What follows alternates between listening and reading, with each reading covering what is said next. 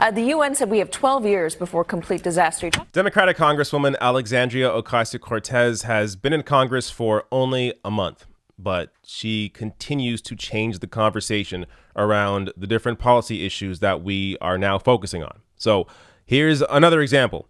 AOC's Green New Deal has the backing of every major 2020 candidate. And this reporting from The Hill says that more than 80% of registered voters support the Green New Deal proposal being pushed by congressional Democratic lawmakers, a new poll has found. The survey conducted by the Yale Program on Climate Communication and the George Mason University Center for Climate Change Communication found that 92% of Democrats and 64% of Republicans back the Green New Deal plan. The organizations behind the poll explained poll takers avoided mentioning to respondents which representatives were backing the Green New Deal to prevent injecting bias. So when you ask people, when you poll people on this issue and tell them what the Green New Deal does and remove the parties or politicians from it, the majority of voters, the vast majority of voters, support it. So before I get to the clip that I really want to show you, which is a journalist actually defending AOC on this, I do want to show you AOC on Meet the Press last week discussing the Green New Deal. For us on the Green New Deal specifically, what I introduced today was a resolution, not a bill. A resolution just has to pass the House, and the substance of our resolution is not a plan, it's the scope of the plan. Right. And so I think in terms of the scope of the plan, I think we're going to get there. We launched with over 60 co-sponsors in the House. That is pretty crazy. And so we were able to launch on day one with 60 co-sponsors. We have more rolling in. And I think we may even get a majority of the Democratic caucus on board. So they already have, or AOC already has 60 co-sponsors on this, including, or in addition to that, every major 2020 candidate so far. And again, also the majority of Americans support this. So we have somebody who is a brand new member of Congress that has completely shifted the conversation on many issues, on the Green New Deal, on raising taxes on the wealthy, on Medicare for all. Here is somebody that wields a lot of power, and she is just getting started.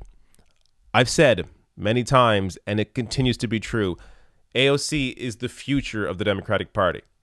Now, I want to show you this clip here. So this is going to be NBC's Katie Tur on Meet the Press on Sunday, actually defending AOC's proposal for the Green New Deal. Watch. David, obviously, the president's team sees a re-election opening.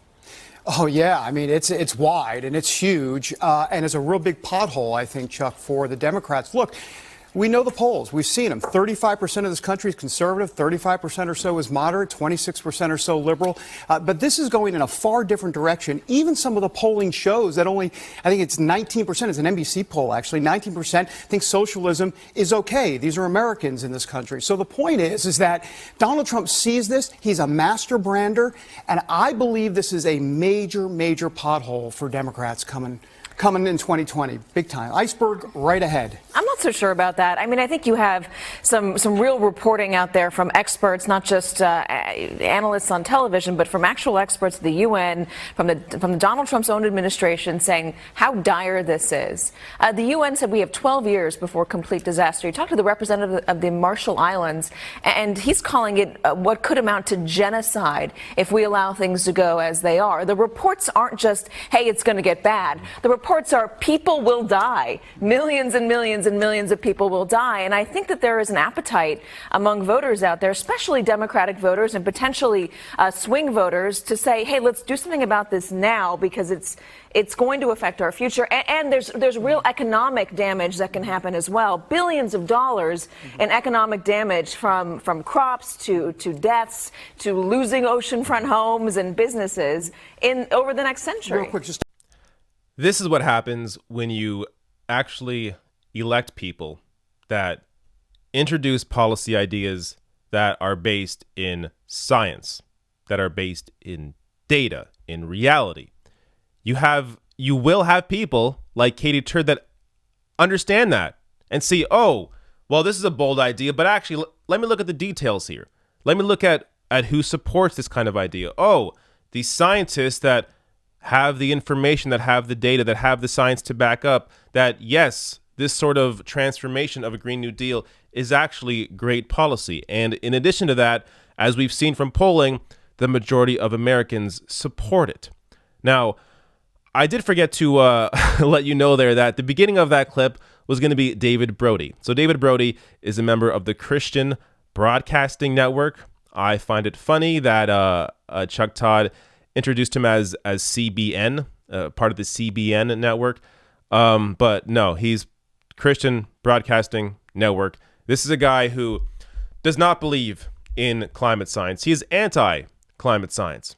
Yet here he is on a panel on NBC talking about politics. Why the hell are these people allowed on television? Why do you have someone like Chuck Todd and NBC propping them up and giving them legitimacy as if they are people that with opinions that actually need to be respected? They are not. David Brody is a joke. So he mentions a poll there how, oh, most people identify as moderate or conservative. I laugh every time conservatives bring up that kind of polling because it's funny how that's the only poll they will reference. They won't reference polling on actual policy issues, and they won't discuss how people have different ideas of what moderate or conservative or liberal means. So when you poll people and how they self-identify and just say, oh, moderate, conservative, liberal, people have different ideas of what each of those words mean. But when you poll people on specific policy issues like getting money out of politics, the vast majority of Americans support that. When you poll Americans on a specific policy issue like Medicare for all, the vast majority of Americans, including over 50% of Republicans, support that. When you poll Americans on a specific policy issue like raising taxes on the wealthiest Americans, the vast majority of Americans support that. Now, David Brody would not call that moderate policy or conservative policy, but he's also not going to cite that poll because maybe he doesn't realize it, but the majority of people are not on his side. People may think they're conservative because these words are stupid, right? I mean, everybody has their own view on what these things mean, and a lot of people don't fit into either of them or any of these categories, moderate, conservative, or liberal. I wouldn't consider myself any of those things. So the idea that people are trying to be put into boxes under these words that are completely subjective, that, oh, I might be liberal because I support gay rights, but someone else might be conservative because they don't want certain policies to change because they on the one issue of, say, maybe abortion, they're conservative, so they identify as conservative.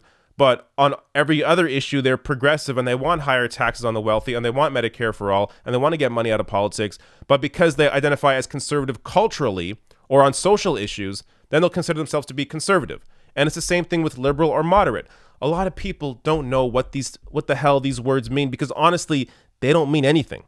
They mean whatever you think they mean. They're, again, completely subjective, which is why you have to look at polling on actual specific policy like the Green New Deal, which, again, the majority of Americans support.